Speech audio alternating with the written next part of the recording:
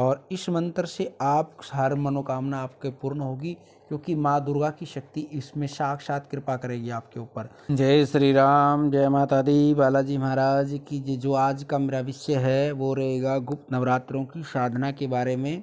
गुप्त नवरात्रों में हमारे जो साधकों के लिए गुप्त नवरात्रि सबसे सुनहरी अवसर होता है, और उसमें हम जितनी गुप्त साधनाएं करते हैं वो सबसे ज़्यादा हमारी फलीभूत होती हैं। जो यंत्र के क्षेत्र में हो, तंत्र के क्षेत्र हो या मंत्र के क्षेत्र में, गुप्त नवरात्रों जो आते हैं हमारे लिए, ये सबसे ज़्यादा हमारे को फलीभूत होती है। इसमें हम साधनाएं करते हैं। और जो आज साधना मैं बताने जा रहा हूँ, ये माँ दुर्गा की साधना है। और माँ दुर्गा का मंत्र है, एक छोटा मंत्र है, और इस मंत्र से आप हर मनोकामना आपके पूर्ण होगी, क्योंकि माँ दुर्गा की शक्ति इसमें साक्षात कृपा करेगी आपके ऊपर। ये माँ दुर्गा का बीज मंत्र है, और इस बीज मंत्र से आप अपनी साधना कर सकते हैं। सबसे पहले आपने, यदि गुरु सानिध्य के अंदर है तो गुरु सानिध्य में आप इस मंत्र का जप करें। यदि आपके पास गुरु नहीं है तो भी इस मंत्र का आप जप कर सकते हैं। इसका कोई भी नुकसान नहीं होगा। कुछ बच्चे कहते हैं कि हम बिना गुरु के हैं तो क्या साधना कर सकते हैं? बिल्कुल, आप इस साधना माँ दुर्गा की साधना कर सकते हैं, माँ भगवती की साधना कर सकते हैं। और माँ भगवती के ही नवरात्रे हैं, और माँ भगवती की शक्ति पाना चाहते हैं तो ये सबसे सुनहरी अवसर होता है। और जिन्होंने चैनल को सब्सक्राइब नहीं किया, आप चैनल को सब्सक्राइब करें। और हमारा बालाजी दरबार लगता है, दरबार से आप ऑनलाइन पूछा भी ले सकते हैं। मंगलवार शनिवार को दरबार लगता है, तो उससे पहले दिन नंबर लगते हैं, तो नंबर के माध्यम से आप अर्जी लगा करके दरबार से सीधी पूछा भी ले सकते हैं। ऑडियो कॉल से और वीडियो कॉल से दोनों तरह से रहता है, आप पूछा ले सकते हैं। और गुप्त नवरात्रों की साधना की जानकारी मैं ये पूरी दूंगा, इस वीडियो में आप अंत तक ज़रूर देखना। और इसमें साधना क्या है, हमने माँ दुर्गा के 9 दिन के नवरात्रि होते हैं। 9 दिन के नवरात्रों में जो हम साधना करना चाहते हैं, 11 दिन की, 21 दिन की, 41 दिन की जो साधना है, वो सिर्फ हमारे को 9 दिन में ही मिल जाती है। माँ भगवती की जो सिद्धि मिलेगी हमारे को नवरात्रों में ही मिल जाती है। और नवरात्रों के अंदर आपको ध्यान क्या क्या रखना है, इस चीज़ का भी ध्यान रखना है आपने। इसमें साधना में क्या करना है, सबसे पहले आप लोगों ने किसी के बाहर का, अंदर का, दूसरे घर का नहीं खाना है साधना के अंदर में। और अपनी मानसिक स्थिति को स्थिर रखना है, मन से, तन से और व्यवहार से, सभी से स्थिर रहना साधना के समय में। क्योंकि जब हम शक्तियों की साधना करते हैं तो शक्ति हमारी बहुत सारी परीक्षाएं भी लेती हैं साधना के समय में। तो इस समय में हमने मन से भी स्थिर रहना और किसी का अपमान नहीं करना है। कोई छोटी कंजक हो, बच्चा हो, ब्राह्मण हो, कोई बाहर से आया मेहमान हो, किसी का भी हमने साधना के समय अपमान नहीं करना है, क्योंकि शक्ति हमारी किसी भी रूप में परीक्षा ले सकती है, ये चीज़ ध्यान रखना। और गुरु सानिध्य में है तो गुरु सानिध्य के अंदर ही आपने मंत्र का जप करना है। और यदि गुरु नहीं है तो भगवान शंकर को, बाबा गोरखनाथ जी को, बालाजी महाराज, जिसको भी आप गुरु बना करके इसको माँ भगवती का आप मंत्र का जप कर सकते हैं।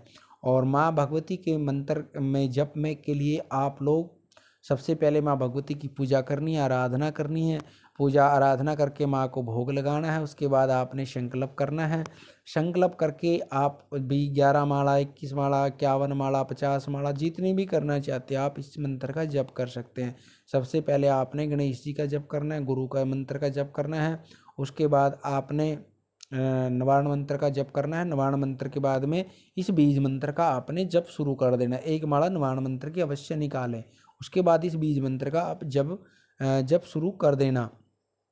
और जब पूरा होने के बाद भी आपने संकल्प के द्वारा माँ भगवती को जब अर्पण करना है कि भगवती मैंने 51 माला, मेरा नाम ये गोत्र है, इस मनोकामना के लिए मैंने इतना जप किया है और वो आपको ये अर्पण कर रहा हूँ, भगवती मेरी मनोकामना पूरी करना। आप इस माध्यम से, संकल्प से आप भगवती को वो चीज़ अर्पण कर सकते हैं। और उसके बाद आप लोगों ने जो आप भोग लगाओगे, साथ में आपने हनुमान जी की पूजा करनी है और भैरवनाथ जी को भी भोग अवश्य लगाएं। क्योंकि माँ भगवती के साथ में यदि इन शक्तियों को साथ में नहीं लेके चलते तो हमारी साधना अधूरी रह जाती है। हनुमान जी को और भैरवनाथ जी को भी भोग अवश्य लगाएं। और उसके बाद में आप, जैसे आप नवरात्रों के अंदर दशांश हवन करना है, हवन के बाद में आपने माँ भगवती को नारियल, चुनरी, श्रृंगार मंदिर में चढ़ा के आना है साधना के निमित्त। और उसके बाद में आप लोगों ने कंजकों को भोग अवश्य दें। ध्यान रखना, माँ भगवती की साधना में कंजकों को भोग अवश्य दें। और ये भोग आप घर पे भी दे सकते हैं, खिला सकते हैं, या बाहर जैसे कंजक होती हैं तो वहाँ हम सूखा सामान दे सकते हैं, मिठाई, फल, प्रसाद, दक्षिणा वगैरह जो देते हैं वो दे के भी हम अपनी पूर्णाहुति के बाद उनसे आशीर्वाद अवश्य ले। और उसके बाद में आप इस मंत्र का प्रयोग कर सकते हैं। मंत्र है ओम दुम दुर्गाय नमः, ओम दुम दुर्गाय नमः, ओम दुम दुर्गाय नमः, ओम दुम दुर्गाय नमः, ओम दुम दुर्गाय नमः, ओम दुम दुर्गाय नमः। माँ दुर्गा का ये मंत्र है, बीज मंत्र है। और बीज मंत्र से हमारी शक्ति जितनी मजबूत होती चलती है ना, क्योंकि बीज मंत्र से हमारी नींव मजबूत होती है, और नींव मजबूत होगी तो आगे हमारे को फिर फल को कोई भी नहीं रोक सकता।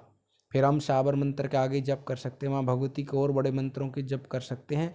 उसके बाद में हमारे को शक्ति हमारी मजबूत स्टार्टिंग में बीज मंत्र से ही करनी चाहिए। इस मंत्र के जप से आप कोई भी अपनी मनोकामना पूर्ण कर सकते हैं। माँ भगवती मनोकामना आपकी शीघ्र ही पूर्ण करेगी, और हर प्रकार की मनोकामनाओं को लेकर आप इस मंत्र का प्रयोग कर सकते हैं। और जो जो नियम बताएं आपको उस नियम और उस विधि से ही आपने जप करना है, तभी आपको पूर्ण फल मिल पाएगा। अन्यथा कई बार मेरे पास करते सवाल भी आते हैं, जी हमारी साधना पूर्ण नहीं होती कभी। जब तक आप पूरी जानकारी लेके, और घी की जोत जलानी है, इसमें कोई तेल की जोत का प्रयोग नहीं करना है। माँ भगवती के में घी की जोत जलानी है, और घी की जोत ही आपने प्रयोग, अखंड जोत भी जला सकते हैं, और जितने टाइम आप पूजा करो उतने टाइम ही आप इसकी जोत जला सकते हैं। और यदि जानकारी आपको अच्छी लगी तो आप वीडियो को लाइक करना, चैनल को सब्सक्राइब करना। माँ भगवती की कृपा आपके परिवार पर बनी रहेगी, और आप हमेशा आपके ऊपर, और आप स्वस्थ रहें, मस्त रहें। माँ भगवती और बालाजी महाराज कृपा आपके ऊपर बनी रही। सभी को सीताराम, जय माता दी।